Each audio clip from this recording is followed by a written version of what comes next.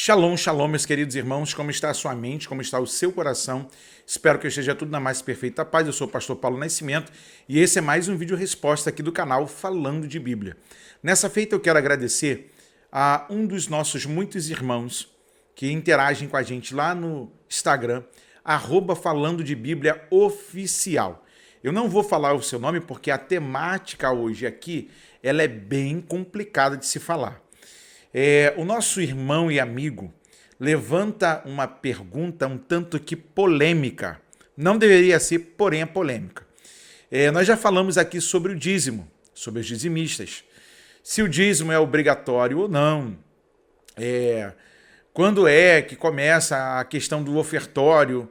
Desde os dias de Caim e Abel, a Bíblia vai dizer que ao cabo de dias, o Caim foi levar uma oferta ao Senhor.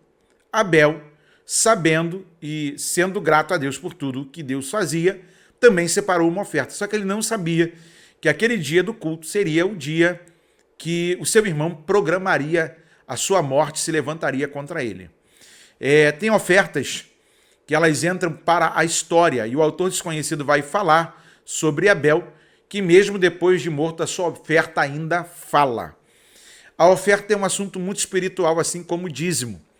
E ambos são uma expressão da voluntariedade do coração do homem para com Deus. Deus não obriga o homem a fazer nada. Não obriga o homem a fazer nada. Só que, infelizmente, em alguns lugares, e isso falo com muita tristeza e muito temor e tremor, porque nós, como pastores, não fomos chamados para ficarmos ridicularizando os membros da igreja. E o nosso irmão pergunta o que fazer quando o nosso líder, o nosso pastor presidente, coloca lá na lista o nome dos ofertantes, coloca no data show, ou às vezes pega o microfone e começa a falar quem ofertou, quem dizimou, em alguns casos até fala o valor do dízimo. E diz que quem não teve o nome citado não é um cooperador, não é um fiel da obra. Ora, se a pessoa não é um fiel da obra, mas está ali congregado, você sabe qual é o motivo por qual ela não entrega o seu dízimo?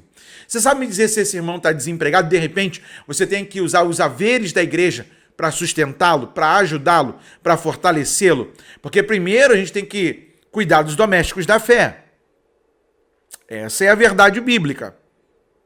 Só que o nosso irmão se sente tão constrangido porque ele conhece pessoas que estão passando por período difícil, que está desempregado, e que quando o seu nome não é citado e o seu pastor chega a dizer que lá aqueles que não têm o nome citado não podem serem considerados fiéis da obra, bate uma tristeza. Aí eu quero fazer a pergunta para você. E aí? Qual é a experiência que você já teve com isso? Eu lembro, fui criado numa igreja, desde pequenininho, que nós tínhamos um quadro com a letra, do alfabeto, e aí você pegava lá o seu envelope de dízimo. Não ficava os obreiros colocando, ou o pastor impondo, não, você é obreiro, você tem que dizimar, você tem que ser o exemplo, e tal, e barará. Irmão, a pior coisa que a gente pode fazer é uma imposição daquilo que o coração do outro não está inclinado para fazer. Aí você tem uma outra situação.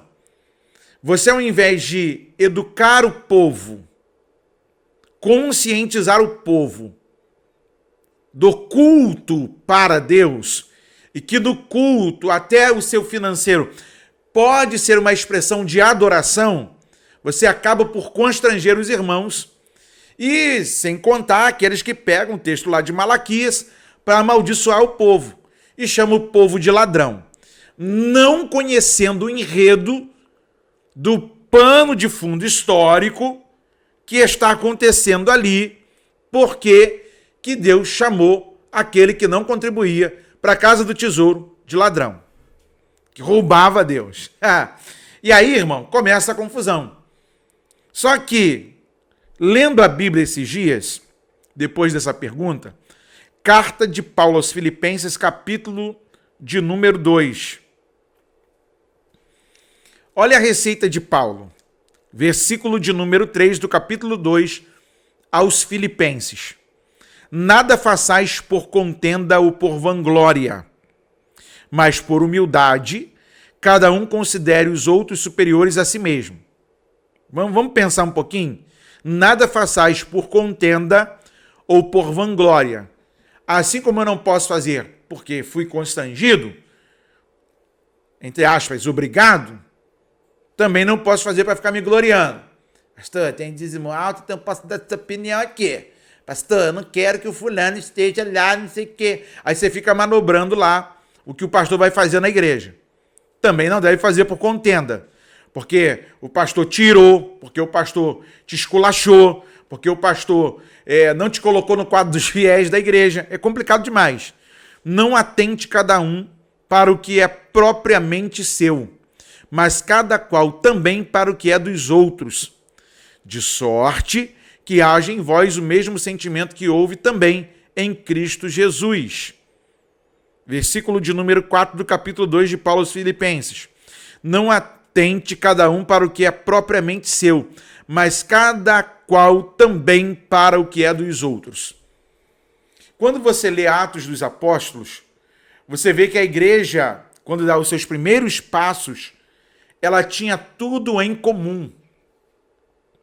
Ninguém sofria falta de nada, desde o partir do pão e a comunhão. Tudo era comum entre eles. Uma comunidade de fé sadia, ela entende que tudo que ela faz, o seu fim e o seu propósito é louvar ao Senhor. Você não entende, e vou dizer uma coisa para você, tem gente que vai passar a vida inteira colocando dinheiro na salva, dinheiro no gasofilácio e nunca entregou uma oferta para Deus. Como também conheço pessoas que nunca colocaram uma expressão de uma quantia alta no gasofilácio ou na salva, mas que entregaram tudo que tinham como oferta para o Senhor. Mesmo porque a primeira oferta que nós devemos entregar para o Senhor é a nossa vida. Se eu não tenho o meu coração e a minha mente convertida ao Senhor, nenhuma outra área eu vou deixar o Senhor se meter. Irmão. É isso aí que você ouviu. Quando eu não tenho o meu coração convertido, quando eu não tenho a minha mente convertida, nenhuma outra área da minha vida, ela vai servir para glorificar a Deus. Daí a problemática, meu irmão. A única coisa que eu posso dizer para você é que se você pode suportar esse momento, continue. Se você não aguenta suportar esse momento, saia. Conversa com o seu pastor, pede a sua carta de mudança. O pastor que vai te receber, leva a sua carta de mudança, liga, peça para ele ligar para o seu antigo pastor, conversar, saber quem você é. Agora, você não pode estar em um lugar onde você fique vendo essa chacina da fé, sabe, vendo essa vergonha alheia, aonde quem não dá, isso aí é o que o Hernandes Dias Lopes chama de o balcão da fé, o leilão da fé, é quem dá mais. Não, e a Bíblia não nos ensina isso.